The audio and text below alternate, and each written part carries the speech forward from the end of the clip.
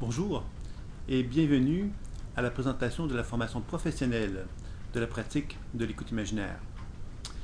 Donc, vous avez compris que la formation de base se compose d'un week-end d'introduction, d'un stage de 5 jours et d'un second stage de 5 jours qui avait pour objectif donc de répondre à une demande, de faire une formation qui ne soit pas trop longue et qui donne les bases nous permettant de pratiquer d'une façon professionnelle le décodage intuitif, la déprogrammation et les soins psycho-énergétiques. Dans cette formation de base, il va y avoir certains aspects qui vont être vus en détail et je vous inviterai donc à visionner la vidéo pour vous donner de l'information sur cette formation de base. Après la formation de base, donc, il y a la formation professionnelle, qui est une formation qui se veut justement un approfondissement de ces bases qui ont été enseignées dans cette première étape. Donc, il y a 3 spécialisations qui vont être proposées dans la formation professionnelle. La première, c'est l'utilisation donc du décodage intuitif, de la déprogrammation et des soins dans un travail sur la dimension psychique. Alors, dans le travail de guérison, cet aspect de la dimension psychique va nous concerner justement la capacité qu'un thérapeute aura de pouvoir faire un travail sur lui-même, sur son histoire personnelle, sur sa psychogénéalogie, sur ses ancêtres, sur également les relations interpersonnelles et sur les mémoires d'autres vies. Donc, dans ce stage de 5 jours, l'objectif sera de faire en sorte qu'en tant que thérapeute, vous soyez capable de répondre à toutes les grandes questions qu'une personne peut avoir concernant sa vie, concernant tous ces aspects que je viens de vous nommer. Évidemment, un élément important sera amené sur la notion de dissociation psychique, qui est observée dans la pratique, évidemment intuitive, lorsqu'on observe un champ énergétique et qu'une personne est en désaccord avec elle-même, avec des dimensions psychiques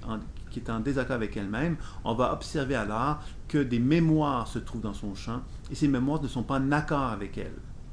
C'est un peu comme si effectivement il y avait un genre de conflit en quelque sorte et le travail consistera à permettre à notre partenaire de renouer contact avec cette énergie-là de façon à ce qu'une plus grande harmonie puisse s'installer.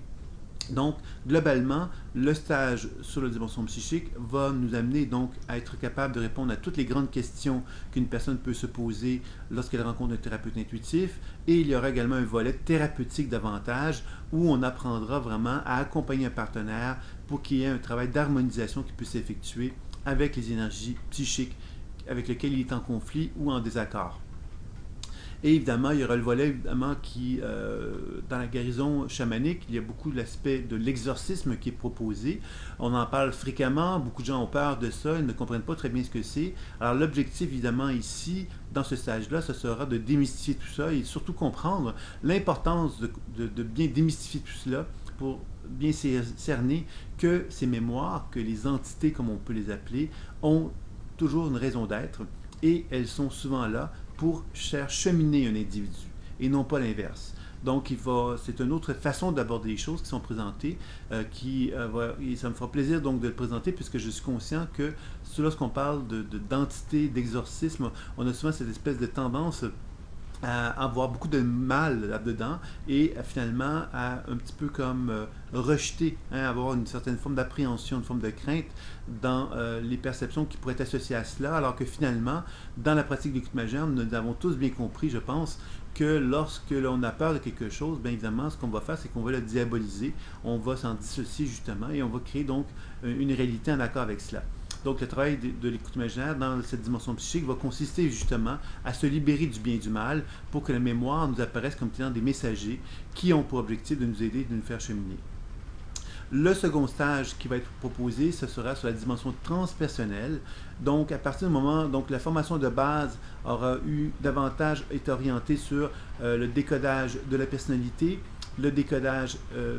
donc de la personnalité, de la psycho-énergétique des chakras, qui permettra aux gens ensuite de pouvoir vraiment avoir des actions énergétiques sur les organes, les systèmes, les chakras, avec des grandes techniques de base, qui nous permettra donc de déprogrammer les perturbations, les blocages et amener un individu à pouvoir se réaliser le plus complètement possible. Dans le stage sur le psychique, qui est une spécialisation qui est le premier niveau de la formation professionnelle, on va donc approfondir tout cela en amenant justement un travail thérapeutique plus profond sur la dimension psychologique. Et dans le stage sur transpersonnel, nous allons aborder justement cette relation avec ce qu'on pourrait appeler ce qui dépasse l'être humain, hein, c'est-à-dire qu'à partir du moment qu'on dépasse l'histoire humaine, on a accès à une forme de sagesse pure, et cette sagesse pure peut collaborer avec nous. Et dans le travail de guérison, il est reconnu que ce travail de collaboration peut s'effectuer à travers un travail de collaboration avec des guides et un travail de collaboration avec son âme. Alors tout le travail va consister justement à mettre en place les procédures pour être en mesure de pouvoir avoir une vision plus globale de notre chemin de vie. C'est-à-dire que d'un point de vue spirituel, nous pourrons porter un regard sur la dimension psychique, la dimension énergétique, la dimension terrestre, bien évidemment. Et on pourra donc effectivement favoriser donc une plus grande collaboration, un plus grand échange entre la dimension transpersonnelle et ces autres sphères-là pour favoriser un travail de guérison plus important. Alors donc, tout le travail de guérison va nous permettre donc de pouvoir comprendre qu'il y a des niveaux de conscience. Ces niveaux de conscience, on peut voyager dedans. Et dans la dimension transpersonnelle, c'est ça qu'on va apprendre à faire en collaboration avec des guides pour favoriser donc le travail de guérison d'une façon plus effective. Évidemment, donc, on abordera aussi dans cette dimension transpersonnelle tout ce qui est appelé crise transpersonnelle. Évidemment, c'est de plus en plus reconnu qu'un être humain, lorsqu'il chemine dans sa vie, va rencontrer ce qu'on appelle une crise transpersonnelle, c'est-à-dire une perte de repère où on se lève le matin et on ne sait plus pourquoi on vit, parce que tout ce qu'on croyait qui nous motivait dans la vie, on l'a perdu. Donc, on arrive à constater qu'il y a une forme d'inconnu qui se manifeste à nous et on ne sait plus trouver nos repères à ce moment-là. Donc, il y a également une façon d'aborder un individu dans ces conditions-là. C'est ce qui sera vu dans le stage sur le transpersonnel. Le dernier stage, qui est une autre spécialisation, c'est ce que j'appelle maintenant la multiconscience thérapie et l'accompagnement thérapeutique. Dans la multiconscience thérapie, on reconnaît que dans un champ énergétique, bon, nous avons beau être un être humain ayant un corps physique, nous sommes animés par des énergies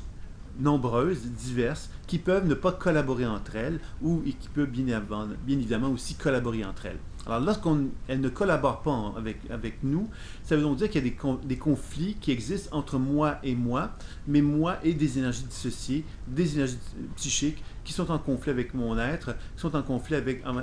entre elles également.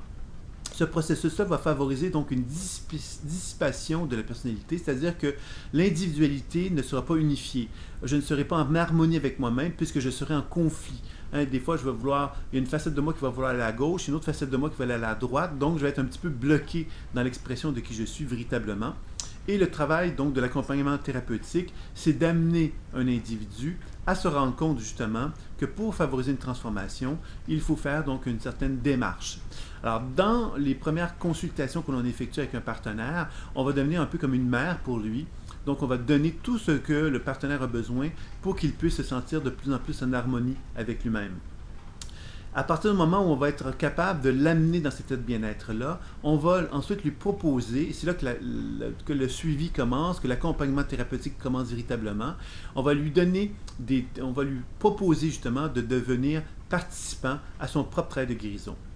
Et là, il va y avoir des nouvelles techniques qui vont être abordées, comme l'activation intuitive des ressources créatrices, qui peut s'apparenter à de l'hypnose, mais dans lequel on va reconnaître que les ressources créatrices qui animent un être humain peuvent s'activer, s'animer, et par les mots, le thérapeute est capable d'amplifier ce processus-là auprès du partenaire afin qu'il puisse reconnaître que ces ressources créatrices-là sont en lui et qu'elles ont une envie, un désir de se manifester en collaboration avec lui. Et le thérapeute, par l'induction des mots, va amener son partenaire à reconnaître ce processus de guérison, de quelle façon que lui-même peut donc l'accueillir et l'amplifier. Suite à cela, évidemment, il y aura aussi donc des techniques que j'appelle des techniques d'enseignement personnalisé de la pratique de l'écoute imaginaire et des techniques donc utilisant le phénomène de projection pour pouvoir faire un travail de plus en plus en profondeur sur les blocages qui peuvent animer un être humain, tout en lui donnant les outils pour qu'il devienne de plus en plus capable de le faire par lui-même. Les techniques projectives, ce sont des techniques où on va justement utiliser, par exemple, une chaise, où on va projeter sur cette chaise-là des blocages qu'on a perçus intuitivement en tant que thérapeute chez le champ de notre partenaire, ou que notre partenaire ressent ou expérimente en lui, et on va l'inviter donc à développer un protocole pour qu'il puisse par lui-même effectuer un travail de réunification avec l'énergie en question. Donc ça, c'est un travail donc, où on vise l'autonomie avec notre partenaire. Et ensuite, on va proposer l'enseignement personnalisé, où on va lui donner de plus en plus d'outils pour qu'il puisse apprendre par lui-même à développer son habileté à faire du décodage intuitif, à faire des déprogrammations des soins, tout en lui apportant des informations, des enseignements sur lui-même qui vont vraiment s'adresser à lui. Donc c'est pour ça qu'on dit que c'est un enseignement personnalisé, c'est qu'on utilise l'intuition pour amener notre partenaire à développer des techniques en accord avec sa propre perception, sa propre programmation en quelque sorte, pour qu'il apprenne tout doucement à la dénouer, en s'en libérer. Donc ça, c'est trois grandes spécialisations qui vont être proposées dans le cadre de la formation professionnelle. Il est question également d'une spécialisation qui sera d'une certaine façon autonome, qui s'appellerait donc la dynamisation psycho-énergétique des fascias. Cette technique-là, elle sera vue dans la formation de base d'une façon comme d'une base, pourrait-on dire, et une spécialisation pour ceux qui veulent aller plus loin dans ce volet-là, qui va être proposé, qui va nous permettre donc de simplement davantage mieux comprendre toute cette technique-là qui utilise donc les fascias, mais qui intègre évidemment les techniques de guérison aux fascias. Alors j'ai observé, moi, à travers ma pratique, à travers l'utilisation également d'appareils, de l'appareil de photographie Killian, par exemple, qui permet de photographier l'aura ou les énergies associées au méridien acupuncture, que j'ai beaucoup utilisé parce que j'ai un appareil comme celui-là. J'ai pu observer évidemment que dans les structures internes du corps humain, il y a souvent comme des fixations, des aspects figés, et que le soin énergétique est un élément qui peut favoriser la circulation énergétique, mais quelquefois, il est intéressant, il est même essentiel de travailler sur les fascias pour rétablir la réponse nerveuse dans les tissus corporels, amenant à notre partenaire une prise de conscience encore plus importante.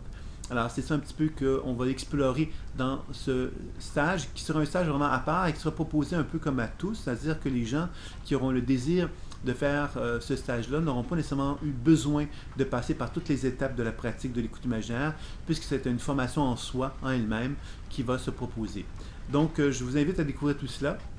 en visitant donc ce site, en poursuivant donc l'approfondissement de la formation professionnelle. Je vous dis à tout bientôt. Au revoir.